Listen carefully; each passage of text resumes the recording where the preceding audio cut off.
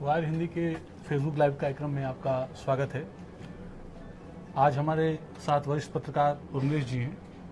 उर्मिलेश जी से हम चर्चा करेंगे बिहार में जो पिछले कुछ दिनों में, पिछले 2-3 दिनों में ही जो पूरा जो एक राजनीतिक परिवर्तन हुआ, जो राजनीतिक उथल पुथल का पूरा माहौल रहा, एक चंद घंटों के अंदर ही एक नई सरकार का गठन हो गया। जो कुछ भी परिवर्तन रहा उसके पीछे क्या कारण रहे और वर्तमान में क्या स्थिति है और भविष्य में इस पूरे परिवर्तन का क्या असर होगा, क्या नहीं, इस विषय पर हम चर्चा करेंगे उर्मिलेश जी से।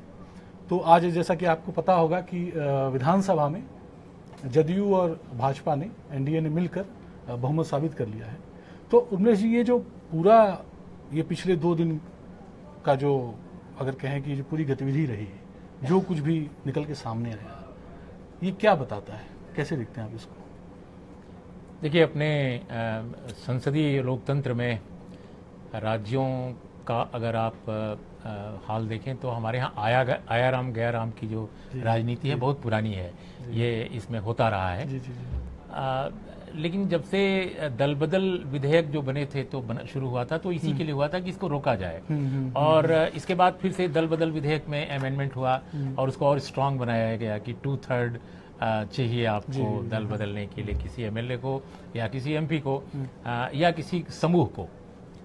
लेकिन ये जो जो इधर के नई प्रक्रियाएं हैं उसमें हम देख रहे हैं कि पूरा का पूरा खेमा ही पलट जाता है, या पूरा का पूरा आप अलायंस बनाते हैं, मैनिफेस्टो तैयार करते हैं, एजेंडा तैयार करते हैं और आप उस एजेंडे से बिल्कुल जब अलग हो जाते हैं, आप दूसरे एजेंडे के साथ हो जाते हैं, तो मुझे लगता है इसको एक्सप्लेन करना भी जनता के सामने जरूरी है। अब जैसे नीतीश कुमार जी ने बिहार के कॉन्टेक्स्ट में अगर आप पूछ रहे हैं तो वो बार बार कहते थे, ये नहीं कहते थे कि तेजस्वी इस्तीफा दें। उन्होंने तेजस्वी का इस्तीफा फॉर्मली अपनी तरफ से नहीं मांगा। वो बार बार कहते थे कि तेजस्वी पर जो एफआईआर हुआ है जिन कारणों से, उसे वो बिहार की जनता के सामने स्पष्ट करें। ये सफाई नहीं कि वो कितने साफ हैं, कितने पाक हैं, कितने गलत हैं। लेकिन नीतीश कुमार जी ने ये निर्णय लेने से पहले कि वो बीजेपी में जाएंगे, उन्होंने बिहार की जनता के सामने ये साफ करना गवारा नहीं किया कि उन्होंने 2015 के चुनाव में भारतीय जनता पार्टी को सांप्रदायिक फासीवादी कहा था। उन्होंने कहा था कि इस भारत के सामने सबसे बड़ी अगर कोई मुसीबत है राजनीतिक तौर पे तो वो आरएसएस बीजेपी है। उन्होंने कहा था कि संघ मुक्त भारत बनाना हमारा उद्देश्य है, क्योंकि उस वक्त कांग्रेस मुक्त भारत का नारा दिया था बीजेपी ने। तो इसके जवाब में नीतीश कुमार ने क्वाइन किया संघ मुक्त भारत। कांग्रेस पार्टी ने ये नहीं क्वाइन किया था ये नारा। लेकिन आपने इतना बड़ा पलटी मारा और अभी बिहार में लोग मजाक में उनको पलटी बाबा कहने लगे हैं। तो अब सवाल यह है कि जब आप पलटी बाबा बने हैं तो आपने अपने को बदलने से पहले एजेंडे के बारे में नहीं बताया बिहार की जनता को, हम क्यों बीजेपी में जा रहे हैं। आपका कहना है कि करप्शन था लालू प्रसाद के बेटे में।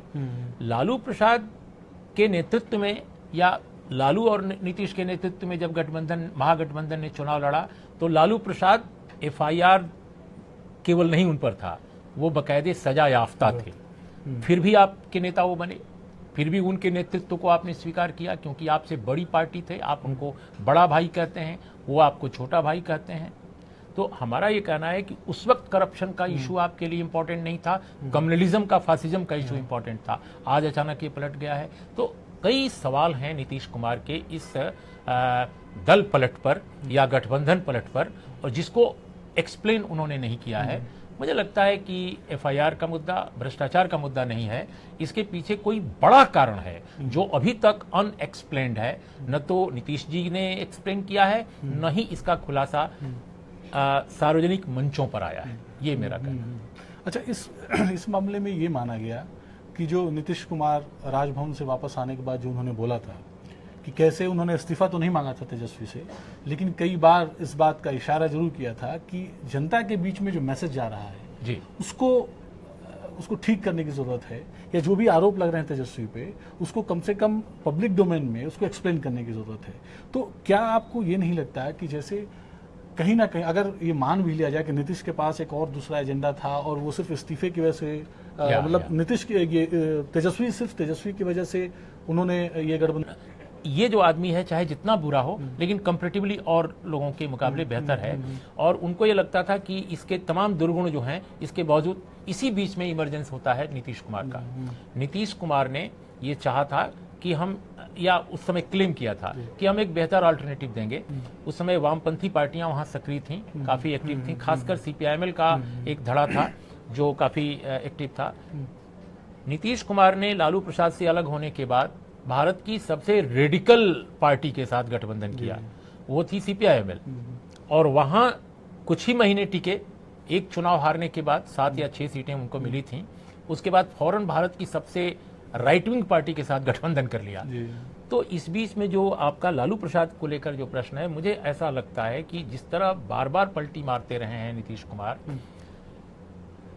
इनके अंदर सोफिस्टिकेशन जो है लालू प्रसाद के मुकाबले बहुत ज्यादा है, प्रशासनिक दक्षता भी ज्यादा है, एक कौशल भी है अपने को पेश करने का हर जमात में, बौद्धिक जमात में, सामाजिक कार्यकर्ताओं के बीच में, गांव के लोगों के बीच में।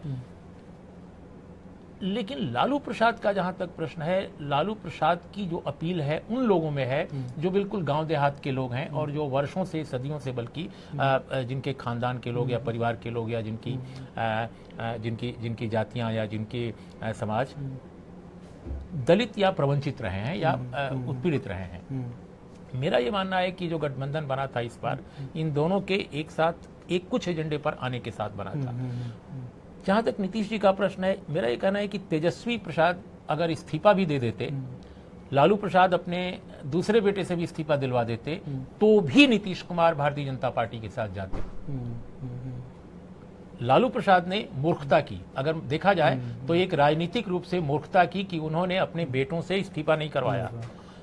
नीतीश कुमार के प्रवक्ता जब बोलते थे कि भाई कोई सोल्यूशन खोजना होगा तो इन्हें इस्तीफा दिलाना चाहिए था अपने बेटों को, और अब्दुल बारी सिद्दीकी, रघुवंश प्रसाद सिंह या मनोज झा या किसी को भी, आप जितने आपके पार्टी के अच्छे नेता हैं उनमें से किसी को भी आप आगे कर सकते थे, तो शायद नीतीश कुमार को एक्सपोज करने जनता के बीच एक, वैसे तो नीतीश कुमार का एजेंडे को लेकर जो उन्होंने दगाबाजी की है वो तो एक्सपोज हुई है, लेकिन और कन्विंसिंग ढंग से आप एक्सपोज कर सकते थे नीतीश कुमार को, क्योंकि बीजेपी में जाना उन्होंने पहले से तय कर लिया था गठबंधन के साथ। उसके 3 उदाहरण हैं। पहली बात, जब गुरु गोविंद सिंह की प्रकाश पर्व मनाया जा रहा था 300वां वर्ष, उस वक्त जो एटीट्यूड नीतीश कुमार का था और जिस तरह से उनकी नरेंद्र मोदी जी प्रधानमंत्री जी के साथ उनकी साझेदारी थी, हर उस तरह से, बल्कि एक कहा गया कि तेजस्वी और लालू प्रसाद को मंच पर नहीं आने देना है, वो मंच पर नहीं बल्कि नीचे बैठाए गए।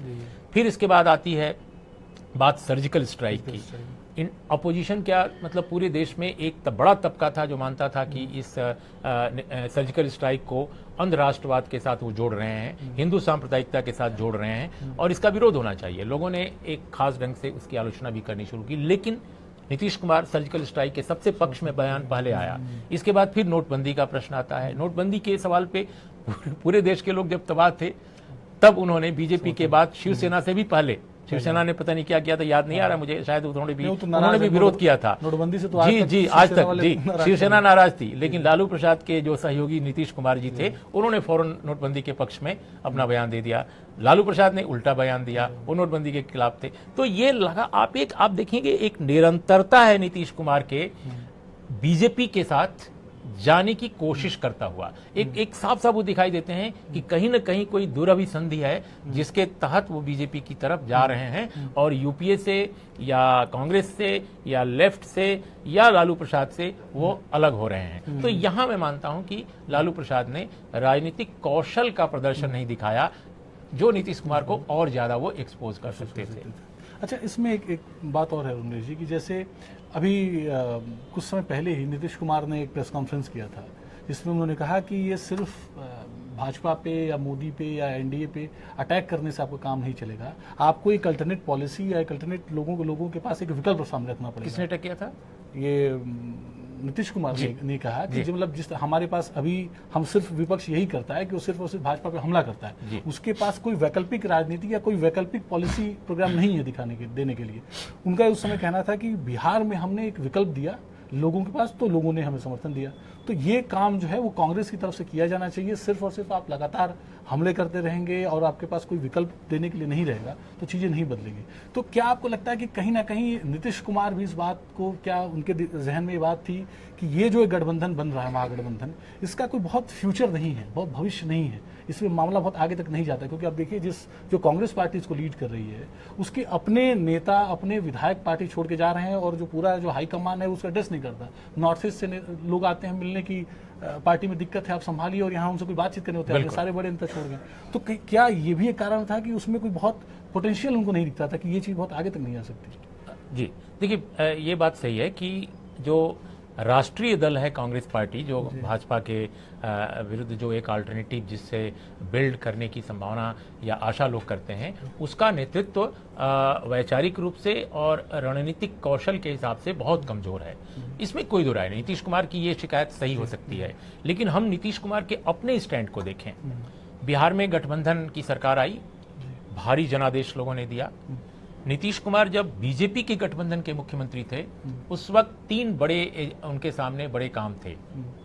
पहला था कि जिन दिनों बिहार में हत्याकांड होते थे, दलितों की हत्याएं बहुत होती थीं, निजी सेनाओं का बहुत ज़्यादा आतंक था जो धीरे धीरे कम हुआ है। इसका मतलब ये नहीं है कि वो कॉन्ट्रडिक्शन खत्म हो गया, क्योंकि बुनियादी समस्या जो लैंड की है बिहार में मौजूद है। उस वक्त राबड़ी देवी की सरकार ने एक कमीशन बनाया था, अमीर दास कमीशन।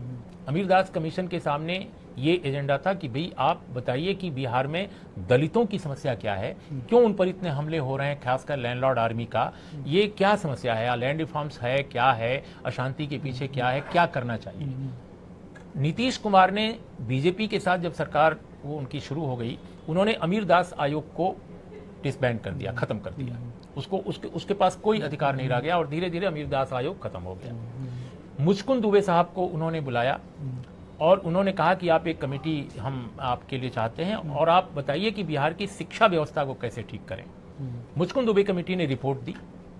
उस रिपोर्ट को मैंने पढ़ी है, वो पढ़ी है रिपोर्ट। उस रिपोर्ट में कुछ चीजें बेहतरीन हैं जो बिहार के लिए बहुत जरूरी हैं और बहुत रिलेवेंट हैं। मैं ये नहीं कहता कि बहुत मुकम्मल रिपोर्ट है, लेकिन उसमें कुछ चीजें बेहद जरूरी हैं बिहार के लिए, लेकिन उन्होंने उस पर कोई अमल नहीं किया। तो बिहार की 2 बड़ी जो समस्या है, भूमि की समस्या, भयानक गैर बराबरी की समस्या, वायलेंस की समस्या, एग्रेरियन अनरेस्ट के कारण जो होता है, उसको नहीं एड्रेस किया नीतीश कुमार ने। दूसरी कि उन्होंने शिक्षा को लेकर कोई काम ऐसा नहीं किया। हेल्थ सेक्टर बिहार का बिल्कुल खत्म है। प्राइमरी जो हेल्थ सेंटर थे एक जमाने में आजादी के बाद, वो कोलैप्स हो चुके हैं, उनको एड्रेस नहीं किया उन्होंने। अब मेरा ये कहना है कि ठीक है, आप कह सकते हैं कि लैंडलॉर्ड आर्मी वाला जो मामला था बीजेपी ने आपको नहीं करने दिया, क्योंकि कांग्रेस के जितने लैंडलॉर्ड पृष्ठभूमि के नेता थे वो सब बीजेपी के साथ जुड़ गए बाद के दिनों में। तो बीजेपी वहां अपर कास्ट लैंडलॉर्ड की पार्टी बन गई, जो एक जमाने में कांग्रेस थी, फ्रॉम श्रीकृष्ण सिंह टू वेंदेश्वरी दुबे। लेकिन हमारा ये कहना है कि जब आप लालू प्रसाद के साथ पुनः गठबंधन में लौट कर आए और नेता आप बन गए, लालू प्रसाद सजा याफ्ता थे करप्शन के कारण, तो आपके पास कोई और बहाना नहीं था कि हम इन कारणों से ये 3 मुद्दे पर एग्जीक्यूट या इंप्लीमेंट नहीं कर रहे हैं, और पूरे देश को आप एक पॉलिसी फ्रेमवर्क के स्तर पर आप एक चमकदार मॉडल दे सकते थे कि बिहार में हमने 2015 के चुनाव के बाद ये काम किए हैं। अरविंद केजरीवाल की राजनीति का मैं प्रशंसक नहीं हूं, बल्कि अनेक मुद्दों पर मैं उनका आलोचक हूं, लेकिन उन्होंने दिल्ली में कुछ लेवल पर एजुकेशन में और हेल्थ में उन्होंने कोशिश की है, एक दिखाने की कोशिश की है कि देखो हम ऐसा कर रहे हैं। लेकिन आप तो समाजवादी थे, केजरीवाल तो कहीं से समाजवादी नहीं है, वो तो कुल मिलाकर एक मध्यवर्गीय दायरे की एक पार्टी है जिसका राइट विंग इंक्लिनेशन भी है। लेकिन लालू प्रसाद और नीतीश कुमार की गठबंधन ने बिहार में 2015 के बाद एक भी ऐसा कदम नहीं उठाया है जिससे कि ये लगे कि बिहार की जो बुनियादी समस्याएं हैं उनको हल करना चाहते हैं। अब सवाल यह है कि ये अगर मुद्दे वो उठाते तो नेशनल लेवल पर जो एक संभावित गठबंधन है बीजेपी के सांप्रदायिक फांसीवादी नीतियों के खिलाफ, उसको एक पर्सपेक्टिव मिलता।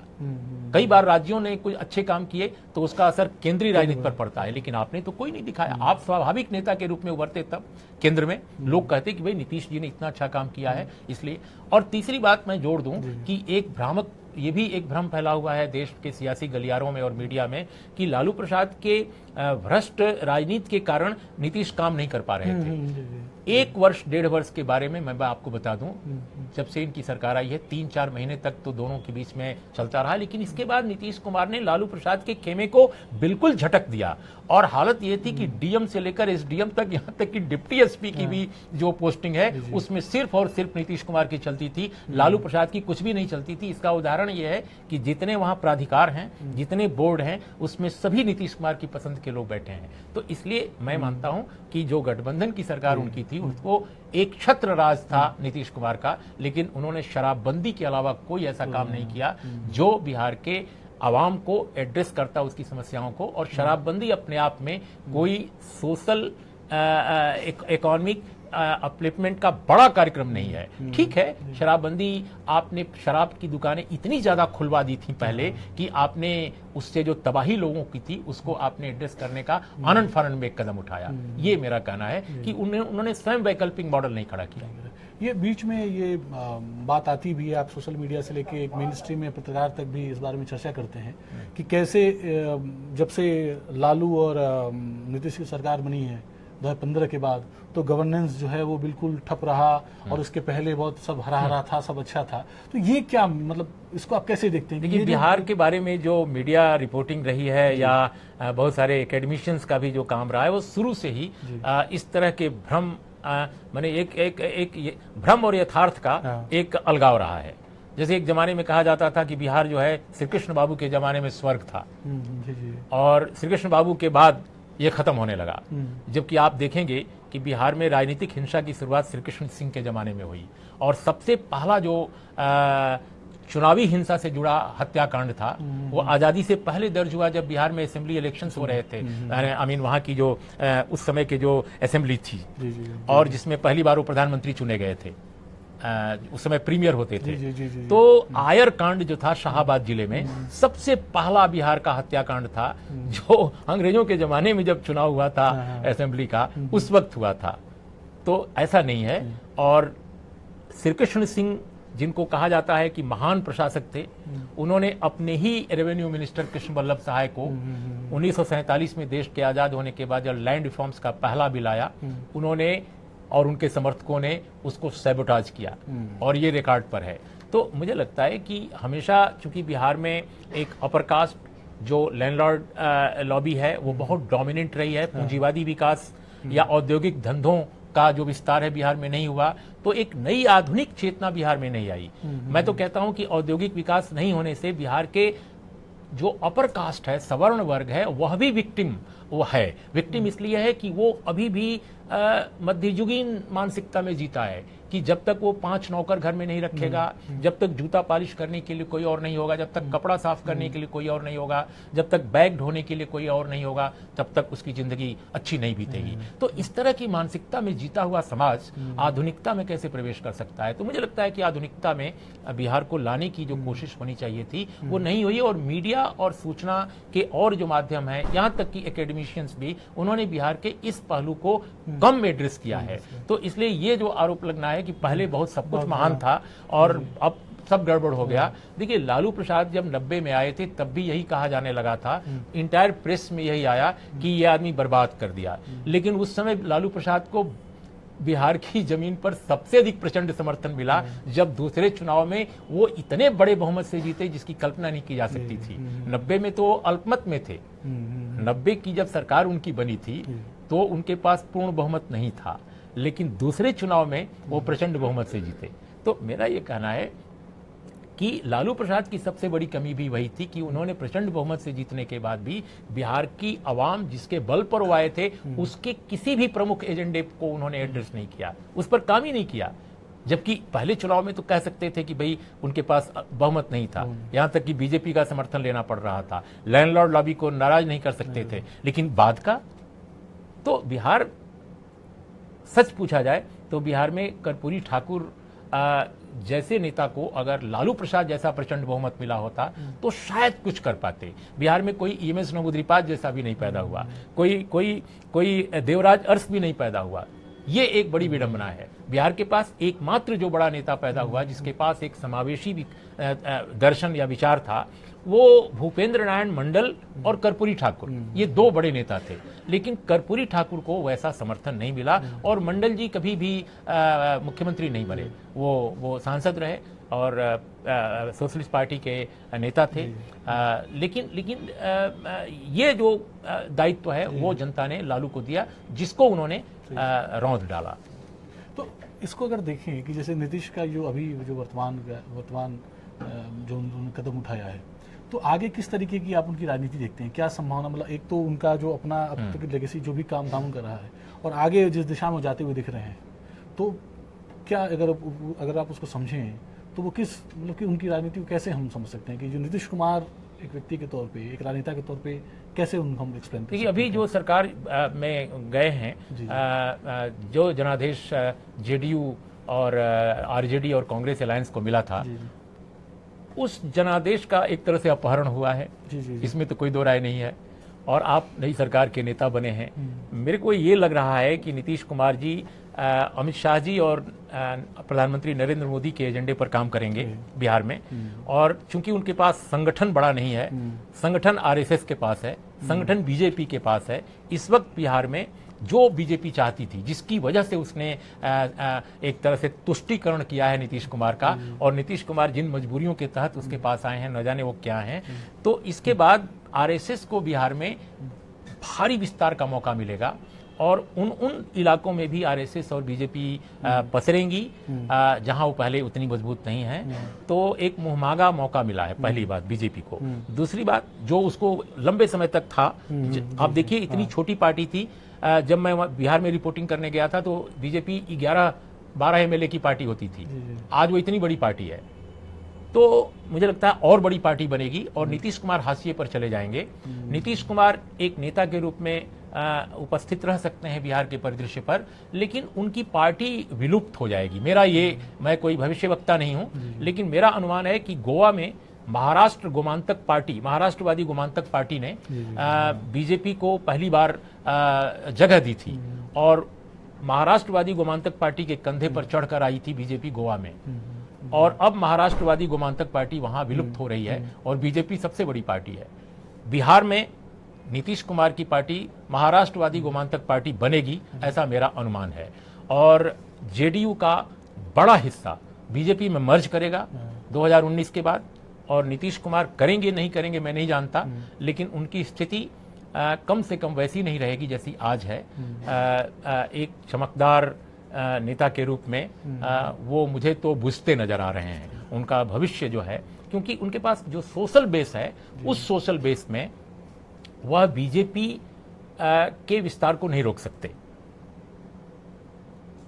तो मुझे जेडीयू का एक तरह से विलोप दिख रहा है बीजेपी में जेडीयू का। और राजद के लिए, लालू प्रसाद यादव के लिए अगर देखें तो उनकी आगामी जो राजनीति है, आपको क्या भविष्य दिखता है कि बिहार बीजेपी? देखिए, सबसे बड़ी बिहार की विडंबना, राजनीतिक विडंबना यही है कि जेडीयू और बीजेपी जैसी फोर्सेस के खिलाफ विकल्प जो है, एक बहुत ही मीनिंगफुल या बहुत ही सार्थक और बहुत ही समावेशी विकल्प जो है, उसका सख्त अभाव है। और ये सिर्फ बिहार का हाल नहीं है, उत्तर प्रदेश का भी वही हाल है। तो एक ऐसा विकल्प नहीं है जो प्रो पीपुल हो, जो समावेशी विकास के मॉडल को आगे ले जाने वाला हो, जो दलित पिछड़ों और अकलियत की जो आकांक्षाएं हैं या प्रकास्ट के जो प्रोग्रेसिव तबके हैं सबको जोड़ सके। लालू प्रसाद ने 90 से लेकर 94 के बीच में वो केवल झलक दिखाई थी, इसके बाद समाप्त। तो ये बहुत गहरी निराशा है बिहार में कि भाई एक बहुत बुरे अलायंस जो सत्तारूढ़ हुआ है और एक दूसरा जो एक फोरम है या प्लेटफॉर्म है लालू प्रसाद के नेतृत्व में या उनके बेटे के नेतृत्व में, उस पर वंशवाद हावी है, उसमें भ्रष्टाचार हावी है, इसमें तो कोई दो राय नहीं है। करप्शन और वंशवाद दोनों उनकी राजनीति के अविभाज्य हिस्से हैं। अब कौन सा सार्थक, क्योंकि देखिए आरजेडी ऐसी पार्टी नहीं जैसी सपा उत्तर प्रदेश में है। सपा परिवार केंद्रित पार्टी है, सैफई साम्राज्य के इर्द गिर्द जो है सपा पूरी घूमती है। आरजेडी कर्पूरी ठाकुर की विरासत से जुड़ी पार्टी है, वो जनता पार्टी बनी, वो लोक दल रही, वो तमाम, तो एक यात्रा तय करी। उसमें अभी भी रघुवंश प्रसाद सिंह जैसे लोग हैं, उसमें अभी भी आपको मिल जाएंगे रामचंद्र पूर्वे जैसे लोग, उसमें अभी भी दलित हैं, उसमें तमाम लोग हैं। और इनकी सबकी से है, मुलायम के सामने या मायावती के सामने किसी और दूसरे नेता की से नहीं है। लेकिन इस पार्टी में लालू प्रसाद के सामने खड़ा होकर भी बोलने वाले लोग हैं। आरजेडी में अगर डेमोक्रेटाइजेशन की एक प्रक्रिया उभरती है इस घटना के बाद, जिसकी जरूरत है कि भाई क्यों लालू प्रसाद के बेटे, और एसर्ट करते हैं लोग, तो मुझे लगता है कि बिहार में एक नई बात हो सकती है। क्योंकि लेफ्ट और इस तरह की फोर्सेज के बीच का एक अलायंस जो है, या और जो दूसरी डेमोक्रेटिक फोर्सेज हैं, वहाँ छोटे छोटे ग्रुप्स इमर्ज कर रहे हैं। बहुत सारे अभी नए वहाँ के युवाओं ने एक संगठन खड़ा किया है, वो भी संगठन बहुत तेजी से बढ़ रहा है। तो इन सबके बीच में अगर एक नया अलायंस उभरता है, यानी एक मोर डेमोक्रेटाइज आरजेडी जिसमें वंशवाद और भ्रष्टाचार का डोमिनेंस न हो, और दूसरी तरफ लेफ्ट और अन्य फोर्सेज, तो मुझे लगता है बिहार में एक नई वैकल्पिक ताकत के इमरजेंस की संभावना है। फिलहाल लालू प्रसाद का जो बेस है वो इंटैक्ट है, ये मैं नहीं मानता कि बिखरा है। खासकर उनका जो सो कॉल्ड MY वो है, आधार है, वो इंटैक्ट है। लेकिन बिखराव तो होगा ही अगर आप कोई एजेंडे के हिसाब से लोगों के काम नहीं करेंगे, सिर्फ अपने मन के हिसाब से काम करेंगे। अच्छा, एक राष्ट्रीय स्तर पे अगर इसको देखें तो ये जो डेवलपमेंट हुआ बिहार में, आपको क्या लग रहा है कि ये जो महागठबंधन राष्ट्रीय स्तर पे बनाने की जो कोशिश थी गैर भाजपा पार्टियों की, और एंटी NDA एक फोरम बनाने का जो पूरा प्रयास था, जो सेकुलर और इस तरीके से डेमोक्रेटिक बताया जाता था जिसको, उसकी अब क्या स्थिति है? आपको लग रहा है कि अब कैसे, उसकी कोई संभावना है, या उसमें क्या कोई तत्व बचा हुआ? आपको लगता है कि उसको, देखो ये तो ब्रजेश पहले से ही ये लड़खड़ाता हुआ नजर आता था। ये कोई आकार नहीं ले पाया था, न तो इससे को आधार मिल पाया था, ये अपने पैरों के बल पर खड़ा नहीं था, बल्कि यूं कहें कि लटका हुआ था हवा में। इसके पास कोई नेता ऐसा नहीं था जो एक्सेप्टेबल हो लोगों को, जो जनता के बीच जाता हो। अब देखिए, अमित शाह या नरेंद्र मोदी की राजनीति से मेरी नापसंदगी हो सकती है, लेकिन मैं तो ये मानता हूं कि वो दोनों बेहद मेहनती हैं अपने एजेंडे को लेकर, जिसे मैं मानता हूं कि आवाम के हित में नहीं है। वो लगातार जनता के बीच संवाद कर रहे हैं, वो इतने संवाद कर रहे हैं कि संवाद ही ज्यादा कर रहे हैं काम का। लेकिन हमारा कहना है कि ये लोग संवाद ही नहीं करते, अच्छी चीजें सोचते। हो सकता है राहुल गांधी आजकल लास्की से लेकर ग्रामशी तक पढ़ रहे हों, लेकिन मुझे नहीं मालूम कि वो एग्जीक्यूशन के लेवल पर, इम्प्लीमेंटेशन के लेवल पर, कैंपेन के लेवल पर, संवाद के लेवल पर क्या कर रहे हैं। तो नेतृत्व का अभाव तो पूरी तरह है, लेकिन इस घटना ने जो भी एक लामबंदी थी उसको और कमजोर किया है। अब बिखराव इस कदर है कि देखिए, लेफ्ट है और ममता बनर्जी हैं, वो एक नहीं हो सकते। जितने और क्षेत्रीय दल थे वो खत्म हो रहे हैं, या वो सत्तारूढ़ केंद्र के गठबंधन के हिस्सा बन रहे हैं। तो क्षेत्रीय दलों की समस्या यही है कि उनके पास चूंकि एक ही नेता है, एक ही परिवार है ज्यादातर के पास। आप देख लीजिए TRS बिल्कुल नई ताकत, बहुत आंदोलन के बाद बनी, उसका क्या हाल है? वो कम्युनल एजेंडे के भी साथ है, वो वहाँ यज्ञ कराते हैं, महायज्ञ, और तमाम तरह की वो चीज़ें करते हैं जो दूसरी और पार्टियां, बीजेपी की मित्र पार्टियां करती हैं। तो हमारा कहना है कि जब तक एक सोच के स्तर पर, समझ के स्तर पर नया कुछ आपके पास नहीं होगा, तब तक विकल्प तो नहीं बनता। और इसी का फायदा बीजेपी उठा रही है। एक जमाने में कांग्रेस फायदा उठाती थी, आज बीजेपी फायदा उठा रही है। शुक्रिया उर्मिलेश जी। तो ये थे वरिष्ठ पत्रकार उर्मिलेश, आप हमारे साथ बने रहे, इसके लिए बहुत शुक्रिया।